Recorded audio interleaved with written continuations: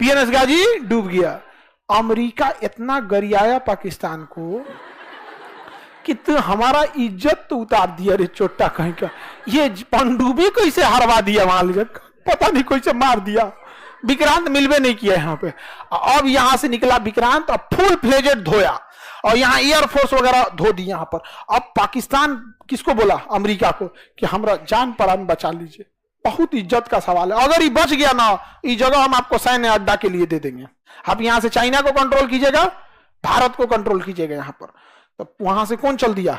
America. कहा कि बेशक हम आएंगे तुम्हें बचाने के लिए। तो यहां से कौन चल दिया? अमेरिका। ये है कौन? पाकिस्तान। और ये यहां लड़ाई चल रही है बांग्लादेश में, और यहां हम लोग का कौन खड़ा है? विक्रांत। अब यहां से अमेरिका भेज दिया सबसे बड़ा जंगी जहाज, और उसके साथ कई जहाजों की पूरी बैटल ग्रुप चल रही थी। पनडुब्बी जो थी नीचे, उसका पनडुब्बी लेके आया, विमान वाहक पोत लेके आया, मिसाइल मारने वाला आया, कई जहाजों का पूरा ग्रुप लेके कौन चल दिया? अमेरिका। पूरा ग्रुप में आया, एगो दूगो नहीं, पूरा ग्रुप में। एगो जहाज थी जिसमें खाली खाना पीना भरा हुआ था, एगो में जिसमें फ्यूल भरा हुआ था, एक में केवल हॉस्पिटल था, चलता फिरता हॉस्पिटल था, एगो पनडुब्बी थी, एक मिसाइल मारने वाला, बम मारने वाला, सारा चीज लेके चल दिया बैटल ग्रुप। इसका नाम था सातवां बेड़ा। क्या नाम था? इस सातवां बेड़ा के साथ कोई नहीं चल सकता था। और इसमें अमेरिका लेके आया था परमाणु बम। सोचिए, भारत को मारने के लिए परमाणु बम लेके चला आया कौन? तबाही क्या होगा। इंदिरा गांधी के ऊपर कितना प्रेशर रहा होगा। यहां तो लड़ाई चली रही है बांग्लादेश में, तब इंदिरा गांधी ने रूस को बोला। किसे बोला? कि हमरा बचा लीजिए। वो चल दिया है कितना लेके? सातवां बेड़ा ले। तो रूस कहा कि यहां तो आपको कोई जरूरत नहीं ना है। कहा ना, इसको तो हम धो दिए हैं, खत्म कर दिए, धो धा के बराबर ही। तो यहां से इसने भी अपने बैटल ग्रुप को भेज दिया यहां पे। इसके में भी पूरा परमाणु बम पनडुब्बी तैनात थी। इसका नाम था 40वां बेड़ा। रूस क्या भेज दिया? 40वां बेड़ा।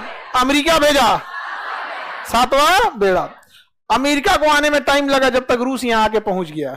अब पूरी जहाजों को यहीं लगा दिया चारों ओर से, 40वां बेड़ा चारों, और ऑटोमेटिक मिसाइल तैनात कर दिया कि अगर तुम 400 किलोमीटर से कम दूरी मेंटेन रखोगे तो ठीक है, 400 किलोमीटर पास आ गए ना तो मार देंगे ऑटोमेटिक। और जितनी पनडुब्बी लेके आया था ना ये रूस, सारी पनडुब्बियों को ऊपर कर दिया, रेडी टू फायर मोड में। तो अमेरिका के साथ ना ब्रिटेन भी आया था। ये दोनों साथे चलता है सर। तो ब्रिटेन वाला ना अपने प्रधानमंत्री को फोन किया, वी आर टू लेट। ई वाला टू, TOO, बहुत लेट हो गया। हाँ, हुजूर आते आते बहुत देर कर दी। वो गाना है ना, हाँ, बेचारा पाकिस्तान गाना गा रहा है, हुजूर आते आते बहुत देर कर दी। ब्रिटेन का रहा है बहुत देर हो गया, अब हमारे बस का नहीं है। 40वां बेड़ा आ चुका है। तो अमेरिका धमकी दे रहा है कि हमारे पास परमाणु बम है, हमारे पास परमाणु बम है, लगभग 100 की संख्या में परमाणु बम लेके चल रहे हैं। तो रूस ने कहा कि हमारे पास भी परमाणु बम है, और जब चला था ये बैटल ग्रुप ना, तो उस समय तक गिनती जो हुई थी वो 200 के आसपास थी। जल्दबाजी में पहुंचना था, गिनती नहीं हो पाई थी।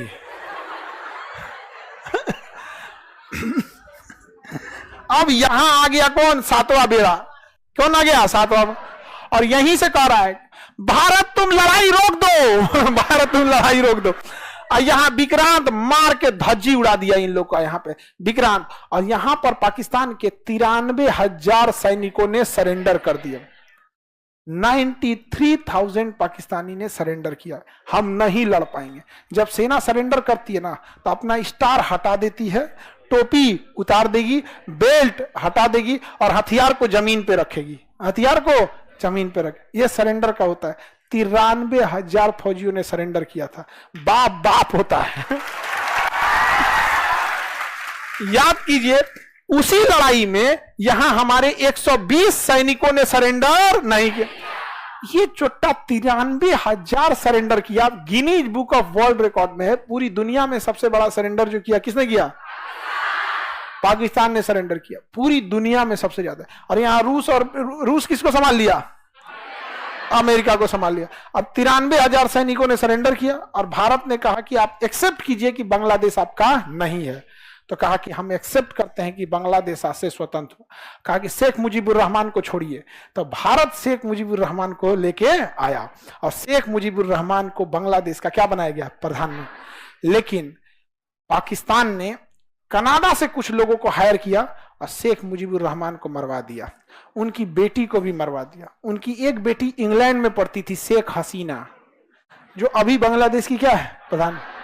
समझा गया। इसलिए जस्टिन ट्रूडो जब आए थे ना, अब भारत पे आरोप लगा रहे थे, तो शेख हसीना ने भी बांग्लादेश को बोला था और कनाडा को कि चट्टा कहीं क्या बोलता है, हमारे पिता के असोसिएशन में कनाडा का हाथ था।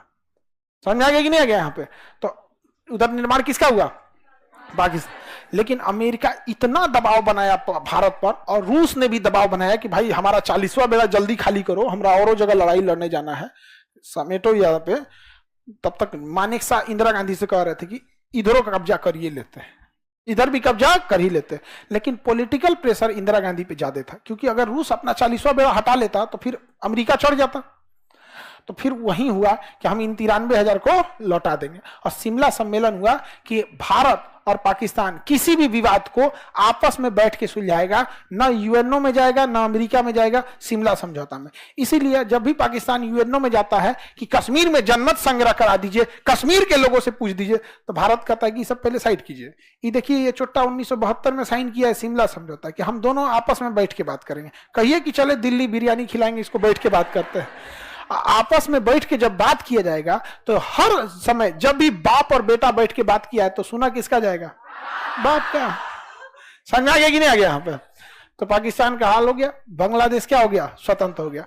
ये बताइए, बांग्लादेश को स्वतंत्र करने के लिए सबसे बड़ा बुनियाद तो पाकिस्तान ने डाला था। इस तरह से भेदभाव होता है जी। मतलब तुम्हारे देश के लोग थोड़े से अलग दिखने में हो गए, भाषा अलग हो गई तो तुम उसको। अब आप सोचिए, ये पाकिस्तानी जब अपने देश के आवाम के नहीं हुए तो हमारे होंगे? हाँ, कुछ आदर्शवादी लोगों का कहना है कि पाकिस्तान से मतलब पाकिस्तान को ऐसे नहीं बोलना चाहिए, ये नहीं करना चाहिए। अजब हाल है, आप पाकिस्तान को अच्छे से नहीं जानते हैं। इसका कोई उपाय नहीं है यहाँ पर। इन गधों को, इनको, खैर ये लोग तो अलग दुनिया के लोग हैं, फरिश्ते आएंगे इनको बचाने के लिए। 93,000 के लिए नहीं आया, शायद लेट हो गया था। समझ आ गया कि नहीं आ गया। तो बांग्लादेश का निर्माण कब हुआ, 1972 में। लड़ाई हुई, लड़ाई मान्यता मिला 72 में। कितने सरेंडर हुए, 93,000। हम एक हिस्ट्री की बुक पढ़ रहे थे पाकिस्तान की, जैसे वहां के जो बच्चों की होती है, अब तो ऑनलाइन आप कहीं की बुक पर मंगा के पढ़ सकते, तो हम पाकिस्तान के बच्चों की किताब पढ़े। हम मैट्रिक की बुक, उसमें कहीं 71 की जंग की चर्चा नहीं है, तो हम ऑनलाइन ऑर्डर, मतलब देख ऑनलाइन ऑर्डर करेंगे, आएगा नहीं तो एक ऑनलाइन पढ़ने की भी व्यवस्था होती है, ई बुक। क्लास 6 से लेकर 12 तक, जैसे हम लोग एनसीईआरटी पढ़ते हैं, उसके क्लास 6 से 12 तक में बांग्लादेश की लड़ाई की चर्चा ही नहीं है, बस चर्चा है। और ये 93,000 सैनिकों के सरेंडर की चर्चा नहीं है। समझा गया। ऐसे रखा गया, बांग्लादेशी रहना नहीं चाहते थे, वो पाकिस्तानियों को अलग भावनाओं से देखते थे, इसलिए भारतीय पाकिस्तानी सेना उन्हें उनके हाल पे छोड़कर और चली आई। उनकी बाप रे बाप, शिक्षा में ऐसे मिलेगा तो क्या होगा। समझ आ गए। एजुकेशन बहुत बड़ी चीज होती है।